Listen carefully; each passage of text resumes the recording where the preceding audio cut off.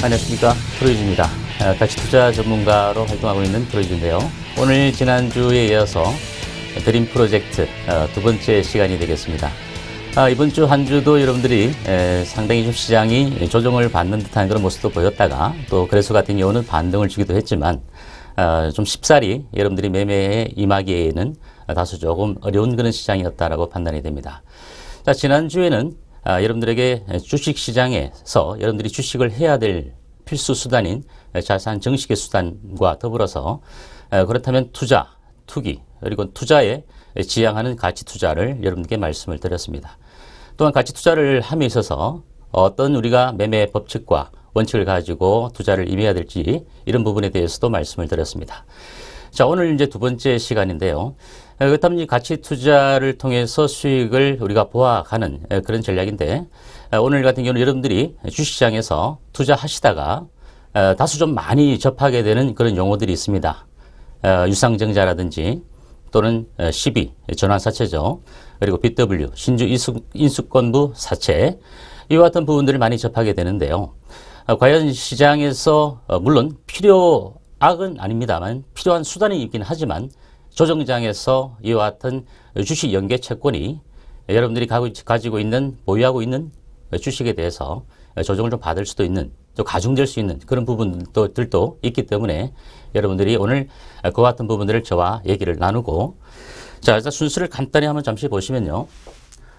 오늘은 이제 기업 자금 조달 방법, 유상증자에 대해서 말씀을 좀 드릴 것이고, 그 다음에 주식 연계 채권, 전환사채, 흔히 여러분들이 많이 접해 보셨던 용어일 겁니다. 12. 그리고 이제 주식 연계 채권의 두 번째, 신주 인수권부 사채, BW. 그리고 이제 여러분들이 좀 좋아하시는 그런 코너가 되겠죠. 아무래도 주식시장에서 수익을 보는 것이 더 중요하기 때문에 핫승부주에 대해서 여러분들이 소개해드렸던 종목, 또 지난주에 대박스타를 통해서 추천해드렸던 종목에 대해서도 여러분들에게 말씀을 드리겠습니다. 마지막으로는 이제 흑진주, 신규 공략주 순서로 말씀을 드리겠습니다. 잠시 있다가 말씀을 드리겠습니다.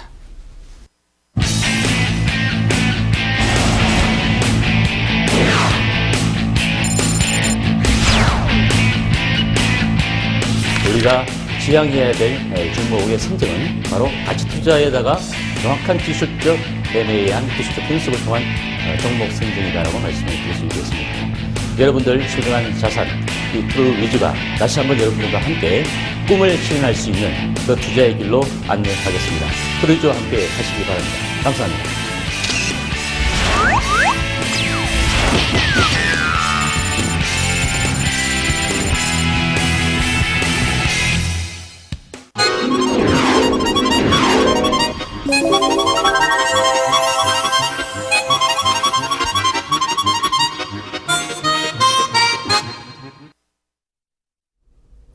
자, 조금 전에 말씀드린 순서대로 오늘 여러분들과 함께 얘기를 좀 나눠드릴까 합니다. 첫 번째, 우리가 이제 기업의 자금 조달 방법. 물론 자금을 조달하기 위해서는 첫 번째는 우리가 이제 상장 기업들 같은 경우에 기본적으로 이제 기업 공개를 하죠. IPO를 해서 거래소 시장이나 코스닥 시장에 충족 요건이 맞으면 좀 시가총액이 좀 크거나 매출의 규모가 좀 큰 기업들 같은 경우는 주로 그래서 코스피 시장 쪽으로 많이 가게 되고, 또는 이제 그 시가총액이 좀 낮거나 또는 이제 벤처 기업들이 대부분 다 코스닥 시장 쪽으로 많이 들어오게 되어 있습니다. 기업 공개를 하기 위한 목적은 여러분들이 생각하시기에도 어떻습니까? 기업이 날로 계속적으로 지속적으로 성장해가는 그런 기업이 있다면 그 기업들이 계속적으로 설비도 증설을 해야 될 것이고, 때에 따라서는 R&D 같은 경우 연구개발도 꾸준히 진행을 해야 될 겁니다. 그러기 위해서는 직원들도 또 인력도 확충을 해야 될 것이고, 매출액은 급증은 하지는 않겠죠.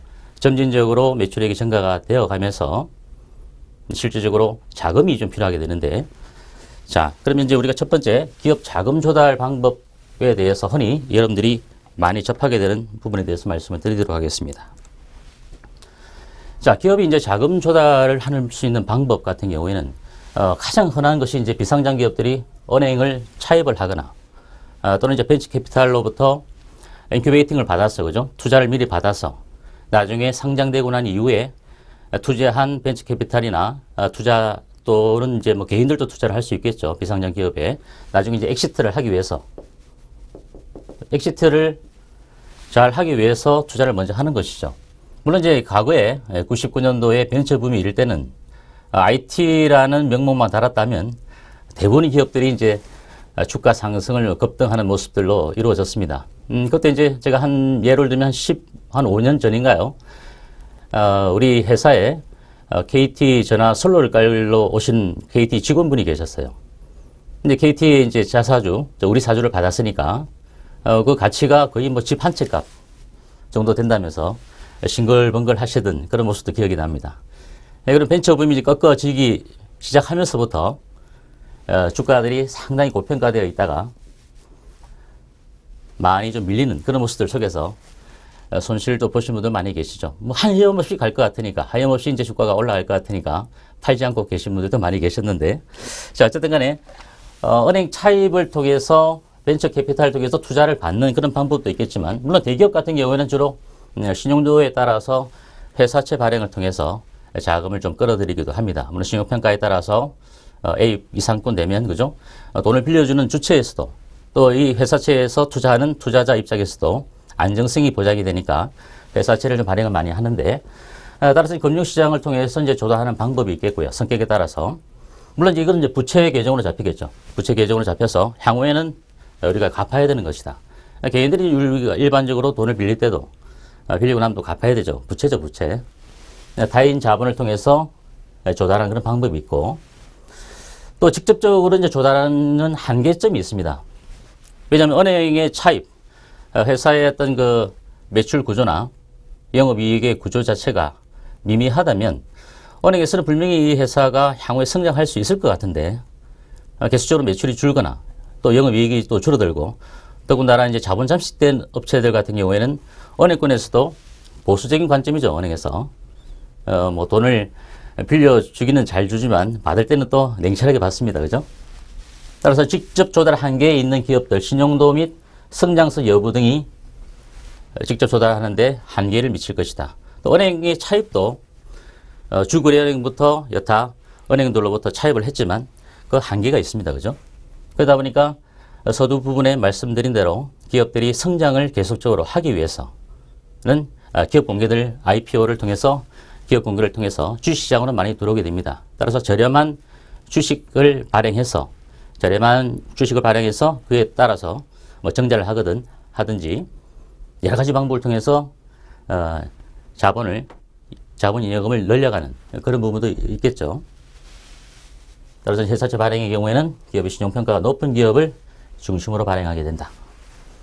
그런데 이제 코스닥 시장에 있는 기업들이 이런 회사채라든지, 물론 은행 차입 같은 경우는 대부분의 기업들이 다 있습니다. 그죠? 차입하는 규모가 있는데, 따라서 이제 부채 비율이 높거나, 또 유보율이나 유동 비율이 좀 낮으면 부채 비율이 높고, 그러면 아무래도 그 주가의 향방도 결국 좋은 모습으로 가지는 못하더라. 그죠? 자, 그러면 이제 두 번째 자금 조달 방법에서 유상증자를 발행하는 방법이 많이 있습니다, 여러분들. 최근 들어서는 그 동국제강 같은 경우도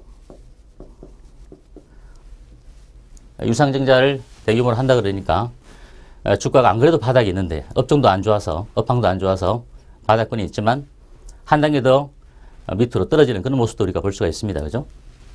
따라서 유상증자를 통해서 발행을 하는데, 자, 유상증자는 세 가지 종류가 있습니다. 첫 번째, 주주 배정으로 유상증자를 한다.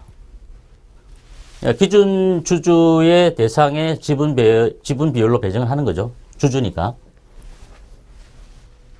그러니까 기존의 주주들이 주가가 올라가면, 그죠? 주가가 막 이 정도 기준에서, 유상증자 발행하는 기준에서 주가가 올라 있어야 되겠죠.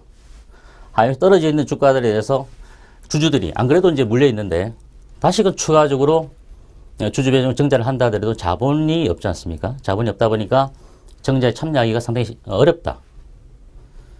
어쨌든 간에 주가가 좀 올라가는 그런 구조, 향후에 성장이 있다라고 얘기를 해서 주주 배정 유상증자를 실시를 하는 기업들이 많이 있죠. 물론 최근 들어서는 실질적 운영 자금, 또 기업의 또 존폐가 흔들거리는 미래를 준비하는 그런 어떤 측면에서 유상증자를 하기도 합니다. 그죠? 하지만 이제 공모 시에는 이제 권리락을 받죠. 그만큼 주주 너희들에게만 이 신주를 받을 수 있는 권리를 주기 때문에 권리락을 받게 되어 있습니다. 그죠? 주가가 가끔 가다가 유상증자 하고 난 이후에 4,000원짜리 주식이 갑자기 비율에 따라서 3,200원까지 뚝 떨어지면 권리락 때문에 그래서 그렇습니다. 두 번째 이제 일반 공모 유상증자가 있습니다. 이거는 이제 기존 주주에게는 우선권이 없죠. 하지만 이제 유상증자를 통해서 주가가 1,000원에 매수를 했는데 500원까지 떨어져 있어요.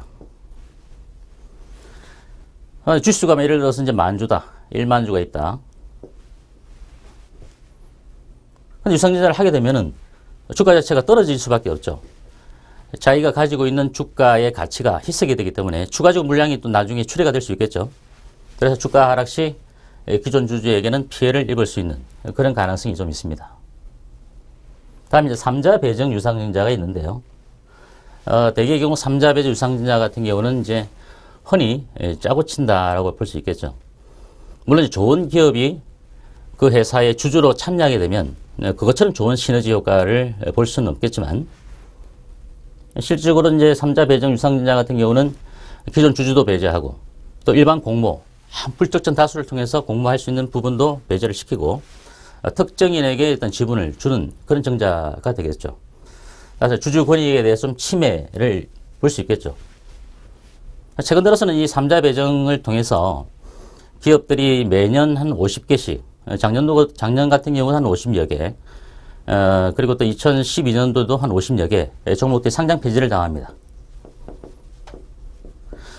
여러 가지 이유가 있겠지만은 이제 기업이 성장을 못하니까 결국은 자본 잠식을 당한다든지 또는 이제 일부 CEO들이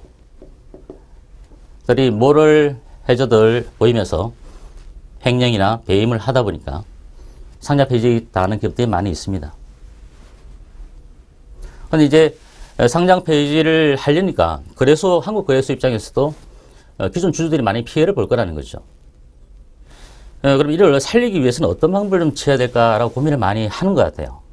그래서 조금 비상장 기업이라 할지라도 성장성이나 수익성이 좀 드러나는 그런 기업들 같은 경우가 기존의 상장 코드를 갖고 있는 코스닥 시장의 기업과 최대 주주가 변경이 되면서 이제 다시금 들어오게 되면 이 회사는 살아날 수 있겠다. 그래서 이제 최근 들어서는 상장 폐지 회피용으로도 많이 활용되는 모습도 우리가 볼 수가 있었습니다. 이것도 이제 성공을 해야 상장을 할 수 있겠죠. 뭐 최근 들어 거래소 시장도 그렇지만 코스닥 시장이 제일 많죠. 한진 PNC 같은 종목도 결국은 이제 코스닥에 있는 기업이 인수를 하게 되면서 상장 폐지를 면하게 되었습니다. 그죠? 그런 모습도 우리가 볼 수가 있겠고. 따라서 이제 유상증자를 통해서 발행할 때는 기업의 실적이라든지 또 현재 주가의 흐름에 따라서 호재도 될 수 있고 악재도 될 수 있다.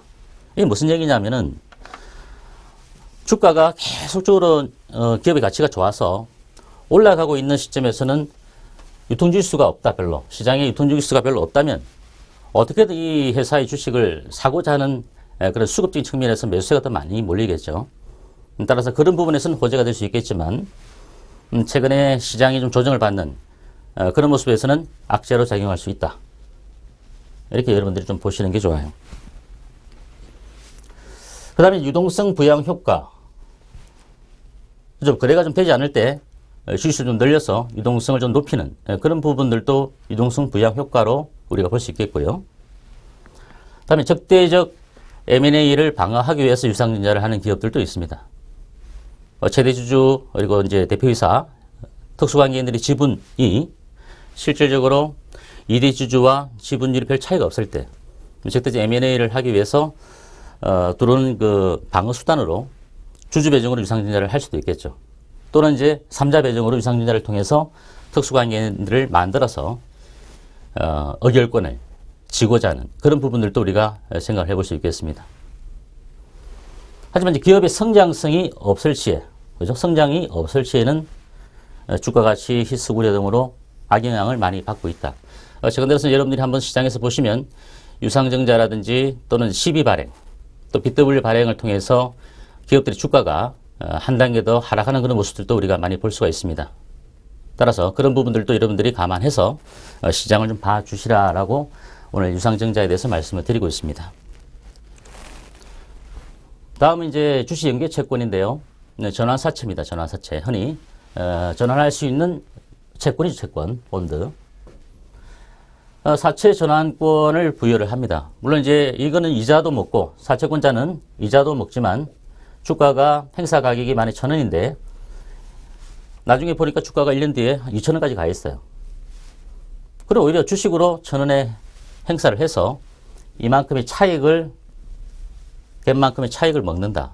그러기 위해서 이제 사채 전환권을 부여를 하고 주식도 전환이 가능하죠. 투자자 입장에서는 주시장 하락기에는 안정적인 채권 이자의 수익이 가능하고, 그죠?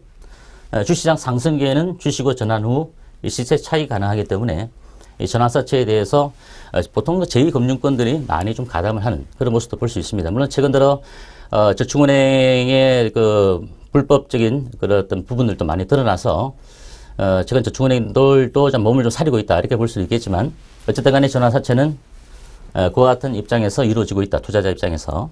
발행회사 입장에서는 어떻습니까? 은행 차입 외에 자금 조달을 용이할 수 있죠. 12 발행을 통해서 뭐 100억 정도 발행을 하게 되면 그만큼 단기간에 이제 부채로 잡히지만 향후에 잘 열심히 회사를 경영하고 난 이후에 이에 대한 사채권에 대한 청산을 해버릴 수 있는 그런 부분도 있기 때문에 그래서 기업의 일정 부분 대신 안정성이 보장이 되어야 사채권자의 투자가 가능하다. 기업이 부실한 기업들 같은 경우는 결국 투자하고 난 이후에 투자자가 엑시트를 원활하게 하지 못한다면 아무래도 불안해서 투자하기가 좀 어렵지 않을까, 그죠?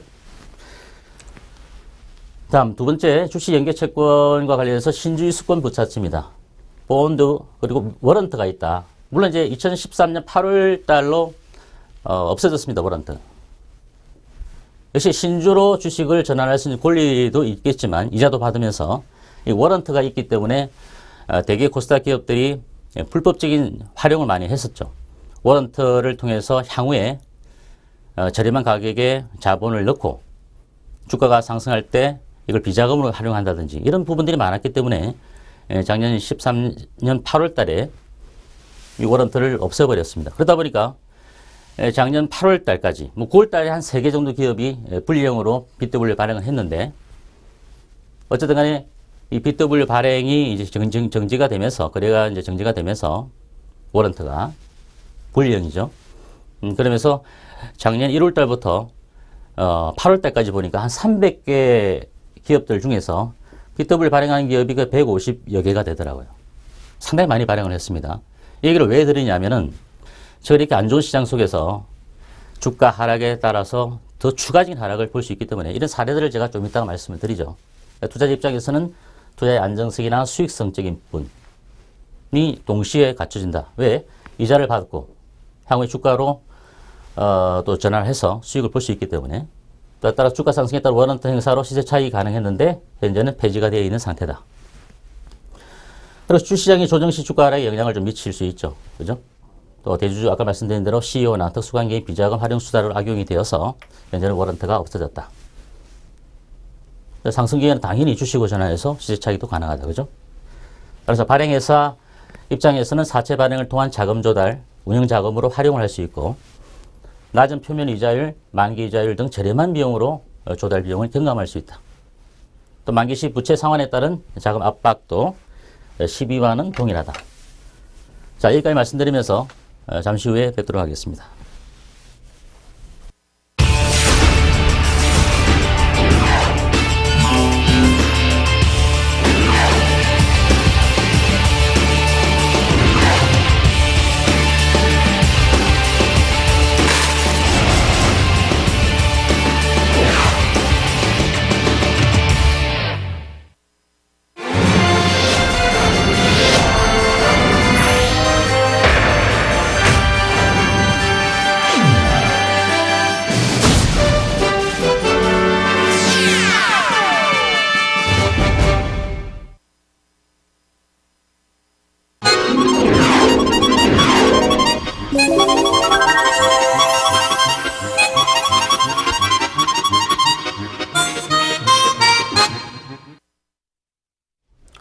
자, 조금 전에 이제 말씀을 드린 것처럼 이 BW의 워런트가 2014년 그러니까 8월 달부터죠. 올해 14년 8월부터 만기가 1년짜리 있는 주식들이 이제 대거 주가가 떠 있거나 또는 발행가 대비 행사가액 대비 주가가 떠 있다면 이제 매물로 작용될 소지가 큽니다. 그래서 여러분들이 오늘 왜 트루이즈가 이런 유상증자의 어떤 개념부터 말씀을 좀 기본적으로 아시라고 말씀을 드리면서 이 12와 BW에 대해서 왜 말씀을 드리냐면은 최근 이제 단기적으로 코스닥시장이 조정을 받는 그런 구간 속에서 여러분들이 자칫 이런 부분들을 놓치는 그런 부분들이 많겠죠. 아무래도 일반 투자자들은 이런 BW나 또는 12를 발행한 기업들이 언제 만기가 될 것이고 또 행사가 될 것이며 이런 부분들 좀 전혀 생각을 하지 않는 투자자들이 많이 계세요. 제가 이제 올해 8월 달부터 출회가 되기 때문에 여러분들이 미리 좀 아셔야 된다. 그죠? 물론 이제 작년에 1월 달에 발행을 했다면 이제 올해 지금 계속적으로 1월 이후에 2월부터 지금 5월까지 현재까지 BW 행사하고 있죠. 또 워런트도 행사하고 있습니다. 그렇기 때문에 매물 압박을 많이 받아서 주가가 빠지고 있는 종목들이 많이 있다. 그래서 바닥권이 있다 하더라도 여러분들이 무조건 이런 주가에 대해서 손을 대지 마시라. 이런 부분들이 여러분들 오늘 강조를 드리려고 오늘 주식 연계 채권에 대해서 여러분들에게 말씀을 드리고 있는 겁니다. 상당히 중요한 얘기입니다. 상당히 중요한 얘기예요.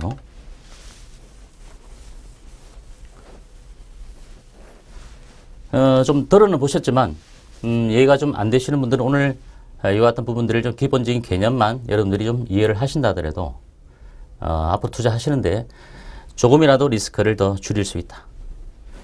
자, 그러면 주식 연계 채권과 관련해서 특히 BW 이 BW만 제가 오늘 사례를 여러분들에게 뽑아서 같이 보면서 살펴보도록 하겠습니다.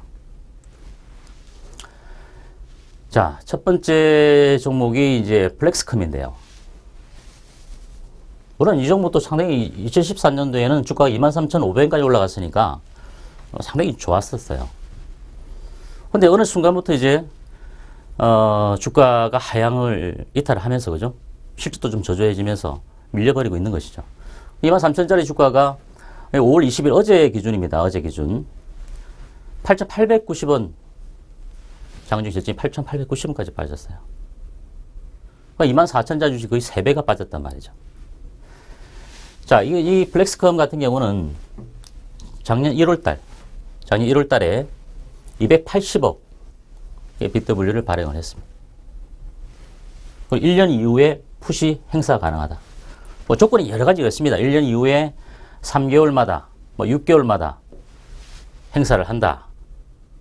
이런 조건도 있겠죠. 물론 이제 BW를 발행할 당시에 다 확정적으로 정해집니다. 최근 들어서는 증권사의 IB 기업 금융하는 팀들이 정권의 구조조정 속에서도 좀 벗어날 수 있는 것이 브로커리지가 수익이 안 되니까 어떻게든 이 IB 업무를 좀 강화시키려고 했지만 아직까지는 여전히 50% 이상의 수익이 브로커리지 수익이죠. 정권사들. 하지만 IB 업무를 상당히 강화시키고 있다. IB 업무 같은 경우는 이제 선후배들 같은 경우는 아직까지도 좀 잘 살아나서 열심히 영업을 하고 있더라고요. 자, 어쨌든 푸시 행사 가능하기 때문에 실질적으로 보면은 올 1월 달부터 그죠? 근데 2013년 1월 달에 과연 이 회사의 주가가 얼마였느냐를 우리가 좀 봐야 되겠죠. 그죠? 봐야 될 것이고 향후에 행사 가격보다 조금이라도 주가가 높으면 여지없이 매물이 출회가 될 것이다. 그러면 주가가 바닥권에 있는 종목이라 할지라도 추가적으로 좀 지하로 또 빠지는 거죠. 여러분들이 이 조정장 또 실적이 좋지 않은 종목들이 바닥권에 있다고 해서 이게 매집입니까? 이게 매집인가요? 일시적인 수급일 수 있습니다. 그죠? 일시적인 수급. 나중에 가고 나면 아하 매집이었구나라고 우리가 알 수도 있겠고 물론 이런 부분들은 제가 다음에 또 시간이 되면 매집하는 구간의 어떤 바라보는 관점을 여러분들이 한번 좀 눈을 뜰 수 있게 말씀을 드리겠습니다만은 매집은 아니었다. 그죠? 플렉스컴의 주가가 행사 가능하다. 그죠? 그래서 BW 같은 경우에 여러분들이 이런 기업들을 투자할 때 여러분들이 이제 전자 공시 시스템을 좀 들어가 보시면 아니면 또 최근 그 HTS를 보시면은 기업별로 BW나 또는 CB를 발행한 기업들이 있습니다. 찾아보시면 제가 이제 이 분리형 BW를 예시를 들기 위해서 2013년도 1월부터 9월까지 제가 300여 개의 기업들을 살펴봤습니다. 어제. 그 중에서 100억 이상의 분리형 BW를 발행한 기업들만 오늘 여러분들에게 몇몇 종목만 소개해드리고 있는 겁니다. 아시겠죠? 다음 파워로직스입니다. 파워로직스. 이 종목도 물론 7,400원에 2013년 6월 달에 그죠? 주가가 좀 바닥에서 올라오다가 1월 달에 150억 발행을 했어요. 이제 1.6년이니까 1년 6개월이죠. 1년 6개월 이후에 워런트를 갖고 있는 또 신주를 인수한 투자자 입장에서는 풋 매도 할 수 있는 권리 행사가 가능하다는 겁니다. 자, 이것도 물론 이제 올해 들어서 3,840원에 저점을 찍고 주가가 5,000원 선을 약간 돌파를 시도하기도 했습니다만은 결국 480원, 481선이죠. 이권을 돌파를 하지 못했다는 거죠. 그리고 다시 지수가 무너지면서 또 추가로 무너지는 그런 모습인데 파워로직스 같은 경우도 주가의 하락은 더 깊어질 수 있는 그런 모습들이 바로 이러한 같은 이유들이 있다. 숨은 이유들이 있다. 이런 부분들을 여러분들이 아셔야 된다.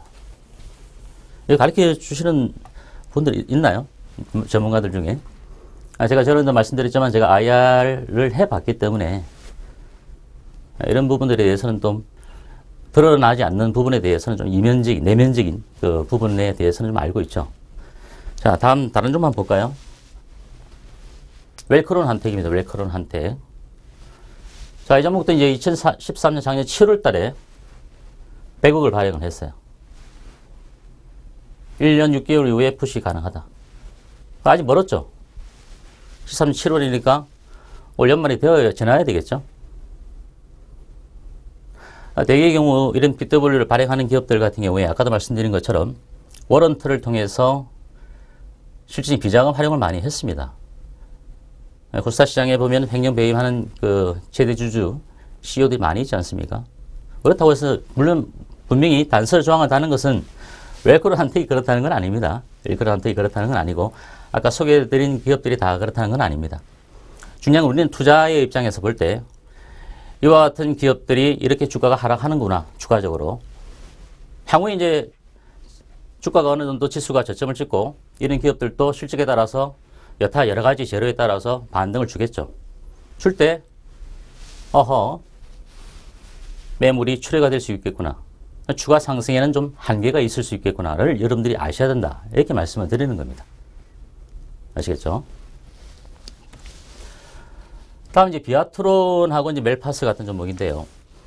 이런 종목들은 이제 물론 그 단계적인 공략주로 제가 런칭하고 나서 가치 종목들 사례를 지난주에 많이 보여드렸습니다만 수익이 좀 많이 났었죠. 이런 종목들은 단기적으로 공략을 하되 추세가 이탈되면은 여지없이 이런 부분들을 무료 방송을 통해서 여러분들에게 말씀을 드리면서 나중에 출회가 될 것이고 업황 자체도 좋지 않기 때문에 팔아주셔야 된다. 비아트론 같은 경우도 마찬가지죠. 물론 200억 발행했습니다. 200억.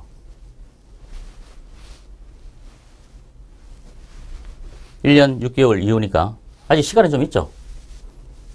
향후에 이런 것 주가도 올라올 때 매물 압박을 받을 수 있는 부분들을 여러분들이 좀 알아두시기 바란다는 거죠. 그래서 여기 제가 소개해드린 종목들 위에도 아까 제가 말씀드린 300여 개입니다. 그것도 9월 달까지만. 작년에 12, BW 발행한 기업들. 상당히 많이 있겠죠. 밀파스도 마찬가지입니다. 기술적으로 볼 때 단기적으로 제가 이 가봐야 이 정도 고점은 끝일 것이다. 가봐야. 이게 매직으로 보는 사람도 많이 있었을 겁니다. 그죠? 무방을 통해서 보면 제가 이날 이런 시점에서 못 가면 바로 매도해라고 말씀드렸던 종목인데 상당히 그때 바닥권에 있는 종목이다 보니까 관심이 많으신 투자자들도 있었던 것 같아요. 현재 8,330원까지 어제 종가 기준에 밀렸던 종목이죠. 오늘 물론 이제 코스닥 시장이 기술적 반등이 들어오다 보니까 낙폭 과대된 종목들 위주로 일부 반등을 주는 종목들도 있었습니다만은 이런 종목들도 향후에 물론 이제 2년 이후니까 아직 시간은 좀 남아 있습니다. 그죠? 시간은 남아 있습니다. 그다음에 200억 정도 발행을 했다. 판교에 있죠, 판교에. 이 멜파스는 제가 잘 알고 있습니다. 판교에 있는 사옥을 옮겼죠. 나중에는 이런 종목들 같은 경우에는 다소 어려움을 겪을 수 있다. 그죠? 그래서 여러분들에게 될 수 있으면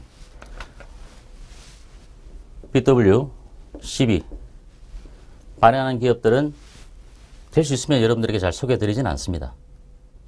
물론 이제 100억 미만에서 뭐 50억에서 60억 정도 긴급하게 자금이 필요해서 발행하는 기업들도 있습니다. 꼭 발행하는 기업이 100%다 나쁘다라고 말씀드릴 수는 없겠고, 어쨌든 간에 이런 부분들 여러분들이 좀 유념을 하셔서 투자에 임해 주시기를 또 당부를 드립니다. 지난주에 이제 가치 투자의 어떤 방법에 대해서 매매 방법까지도 여러분께 소개해드렸고, 이와 같은 부분들 여러분들 오늘 들으신 분들은 앞으로 유상증자 또 12 BW 발행 한 번 더 여러분들이 투자하실 때 HTS를 한번 찾아보시면 한 번 더 여러분들이 이제 체크할 수 있는 그런 부분들이 될 겁니다. 상당히 투자함에 있어서 지금 10이나 BW가 워런트가 없어졌기 때문에 동일하다는 그런 개념으로 보시면 되겠는데, 이번 주 월요일도 어떤 기억은 이제 제가 사명은 기억이 잘 안 나는데 12 발행을 통해서 주가가 더 급락하는 모습도 우리가 볼 수가 있었는데요. 여러분들이 한번 투자하실 때 과연 그 기업이 언제 발행을 했고 또 언제 풋을 행사가 가능할 것인가. 물론 실적과 가치 투자적인 측면에서 이제 제가 여러분들께 종목을 드리다 보니까 보통 이런 종목들은 잘 여러분들께 드리지는 않습니다. 아주 단타 공략 이외에는 드리지 않는데, 아무튼 이제 여러분들이 이제 오늘 아셨으니까 이제 투자하실 때 도움이 좀 되시기를 바랍니다. 자, 이제 주식 연계 채권과 유상증자에 대해서도 말씀을 드렸고, 이제 핫승부주 이제 기업은행 지난주 이제 금요일 날 여러분들에게 소개드렸던 종목인데요. 물론 이제 많이 오르진 않았습니다. 13,300원 저가 매수에 좀 관심을 가져달라 말씀을 드렸던 종목인데 3.8% 정도 올랐다가 오늘 보니까 13,300원 이하로 또 약간 떨어지는 모습도 우리가 드러났었어요. 물론 이제 그 KB 금융지주가 행장과 또 집안의 내부 또 다툼을 하다 보니까 은행주들 또 오늘 좀 좋지는 못했어요. 물론 이제 정권주도 마찬가지고 업종별로 보면 오늘 금융업종들이 상대적으로 약세를 좀 보였다, 그죠? 자, 그러면 기업은행에 대해서 우리가 어떤 투자 전략을 좀 세워야 될까? 이날 여러분들에게 소개를 해드렸는데요. 자, 이 종목은 좀 스윙 종목이니까 약간 중기적으로 13,300원 이하로 좀 밀릴 때마다 자본이 좀 있으신 분들은 조금씩 바구니에 담아가는 전략을 취해달라 이렇게 말씀을 드렸습니다. 그래서 오늘 수출 연결해서 13,300원이 끝났는데요. 이 종목 같은 경우는 여기서 끝났다고 볼 수는 없겠죠. 손절가 12,500원까지 제가 좀 낮게 정해드린 이유가 밀릴 때마다 자본이 크신 분들은 또 이런 종목들 같은 경우에 관심을 둬달라 이렇게 말씀드리고 있으니까 기업은행 같은 경우는 좀 밀리면 매수 가능한 구간입니다. 가능한 구간이니까 이 기업은행 같은 경우는 여러분들이 크게 겁먹을 필요는 없다 이렇게 말씀을 드리죠.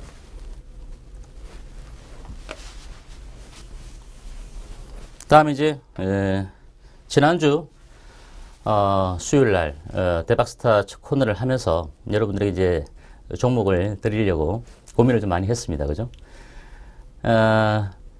바텍을 전해드렸는데 물론 이제 지금 이 시간도 오늘 장이 끝나고 나서 이제 내일 장을 대비해서 말미에 여러분들에게 이제 추천 종목도 드리겠습니다만은 장중에 좀 드리면 정확하게 매수가를 좀 잡아드릴 수 있겠죠. 여러분들에게 매수가는 17,200원을 말씀을 드렸었어요.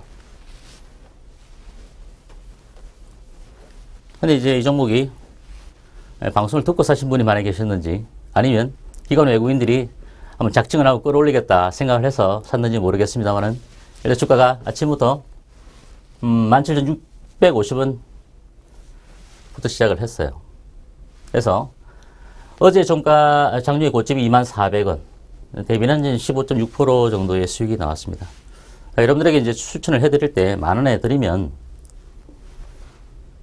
그 다음날 1일날 주가에 약간 항방의 흐름이 좀 있겠는데 다소 플러스 마이너스는 좀 여러분들께서 융통성을 좀 발휘를 해 주셔야 돼요. 아시겠죠? 어쨌든 간에 오늘도 23,000원을 장중에 고점을 찍었다가 마이너스권에 오늘 마감이 되었죠.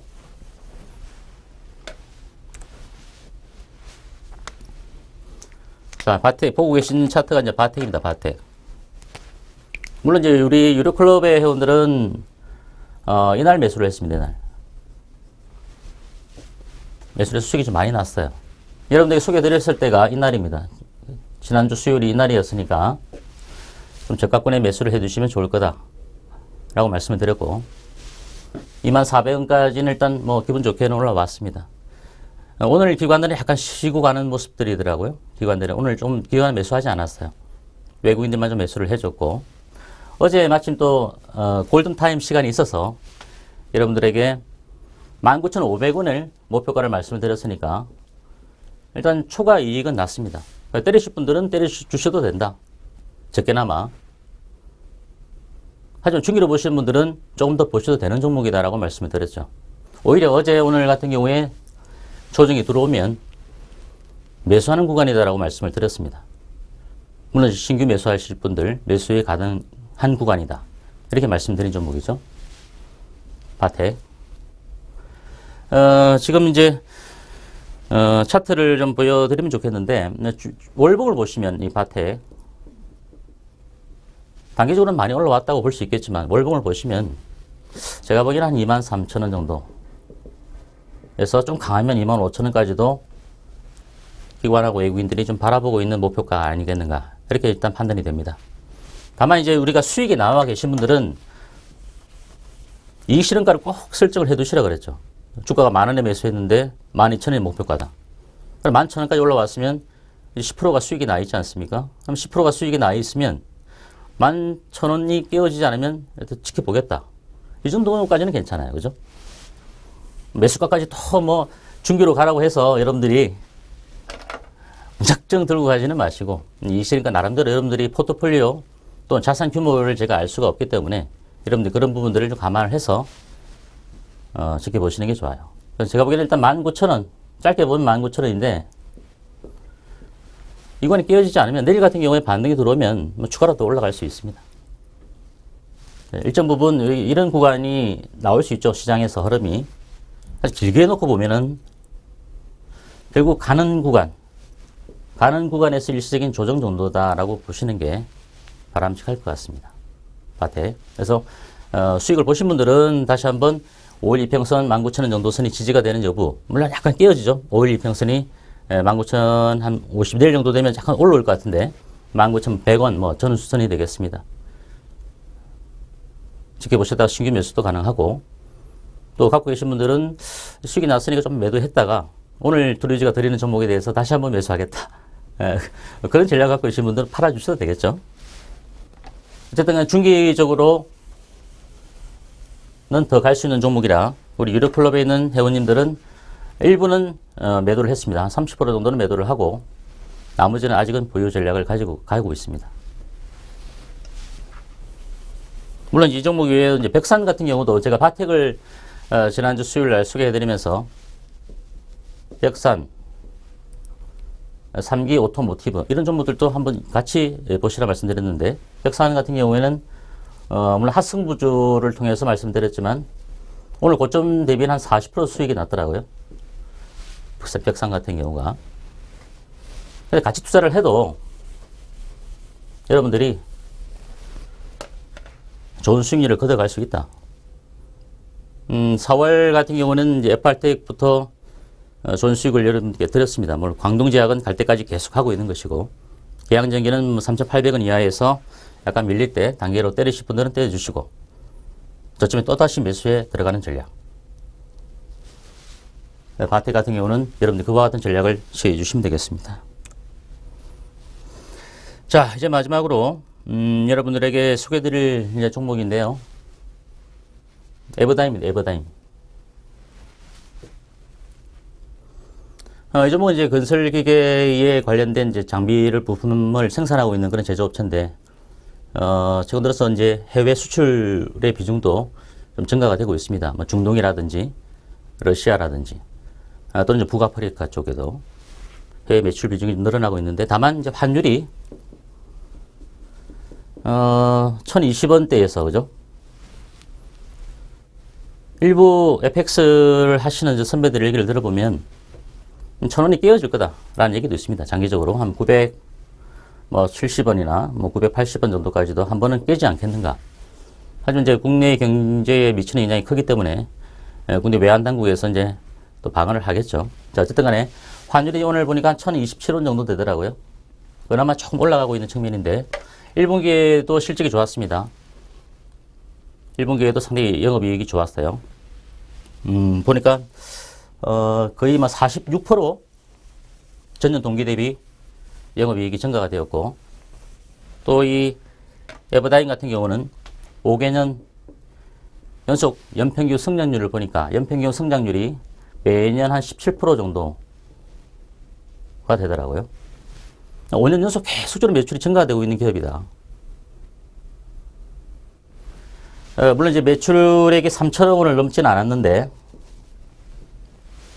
올해는 이 또 에버다임에 대해서 또 매수한 또 애널리스트들이 있더라고요. 정보사에. 그 정보사 친구도 제가 잘 알고 있는데 한번 물어는 봤어요. 올해 과연 어느 정도 될 것인가. 3천억 원 무조건 넘을 것 같다. 이런 얘기를 하더라고요. 그러면 매년 영업이익이 6에서 8% 정도의 영업이익을 냈습니다. 이 에버다임이. 그럼 3천억 정도를 우리가 잡고 이 사이 7% 정도의 영업이익을 봤다 하더라도 올해 영업이익률이 영업이익이 210억 이상은 나오는 기업이다. 상당히 저평가되어 있는 기업이죠. 포도 제가 보기에는 한 7.5배 정도? 그래서 8배 정도. 물론 주가 순자산 비율도 1배 정도. 여기다가 배당까지도 은행 금리보다는 좀 못하지만 한 2% 정도 배당을 하는 기업입니다. 최근에 세월호 사건 때문에 국가안전처를 뭐 총리 산하로 둔다든지 대통령 직속기구로 둔다든지 여러 가지 말들이 많습니다. 국가 재난 예산 확대에 관련된 정책 수혜주도 될 수 있겠죠. 국가 타워 크레인 같은 경우도 굴절형도 이제 만들어내고 있고, 그래서 성장률도 13% 정도 되죠. 그러니까 여러분들이 이 에버다임에 대해서 매수가는 7,950원 정도. 오늘 기관들이 약간씩 사고 있습니다. 기관들이 사고 있어요. 7,950원 정도에 플러스 마이너스 한 2, 30원 정도는 유통성을 좀 발휘를 해주시고, 목표가는 제가 보기엔 9,400원, 손절가는 좀 짧게 드렸어요. 제가 코스닥 시장에 오늘 반등을 시도를 했습니다만은 조정이 조금 더 들어올 수 있는 그런 시점으로 보기 때문에, 최근에 이렇게 조정을 줄 때, 이거는 이제 마디 조정이 아닙니다. 이날까지는 마디 조정이라고 볼 수 있는데, 요 날까지는.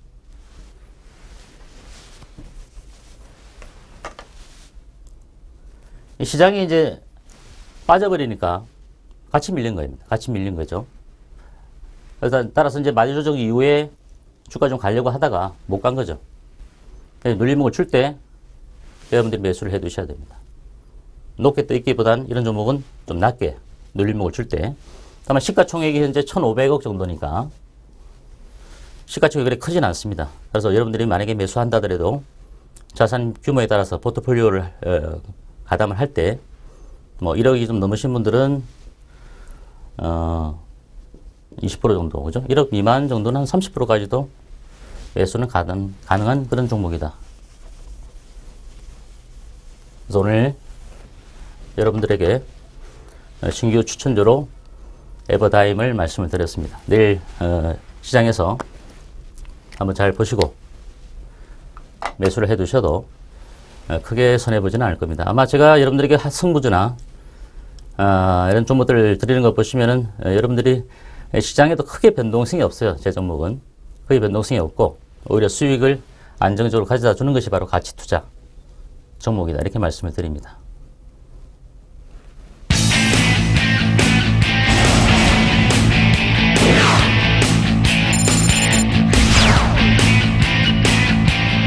우리가 지향해야 될 종목의 성적은 바로 가치 투자에다가 정확한 기술적 매매에 의한 기술적 분석을 통한 종목 선정이라고 말씀을 드릴 수 있겠습니다.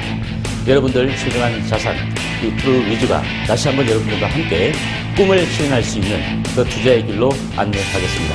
프로위주와 함께 하시기 바랍니다. 감사합니다.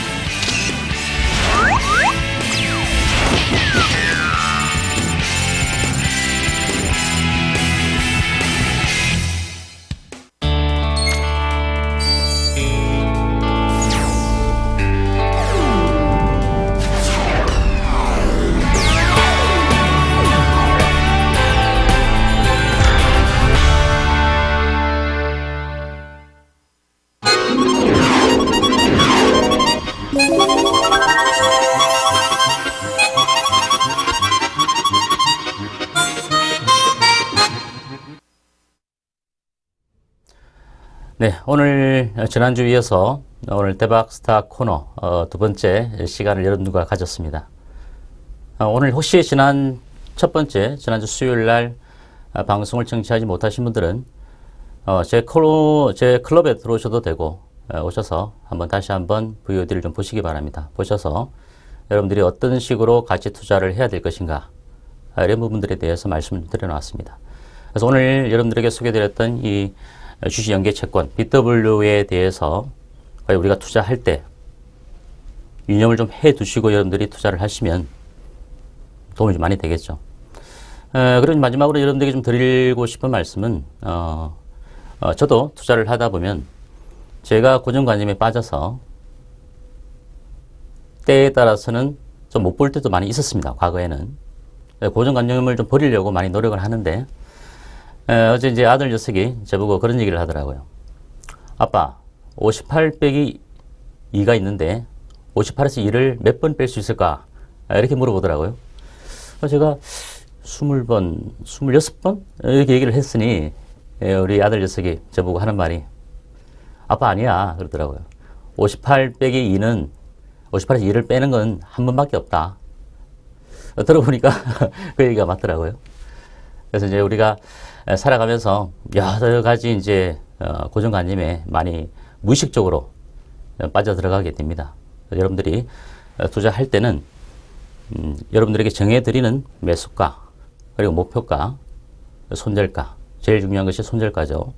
그래서 더 갈 듯한 모습들, 또는 이제 어느 조정을 마무리 짓고 올라갈 듯한 그런 예상이 들더라도 원칙적인 매매, 드리주와 함께 원칙적인 매매를 하시면 여러분들이 정말 우리가 드림 프로젝트, 올해 여러분들과 드림 프로젝트를 정말 성공적으로 만들어낼 수 있지 않을까, 이렇게 말씀을 드리면서 오늘 여기까지 마무리 짓도록 하겠습니다. 다음 주에 또 뵙도록 하겠습니다. 감사합니다.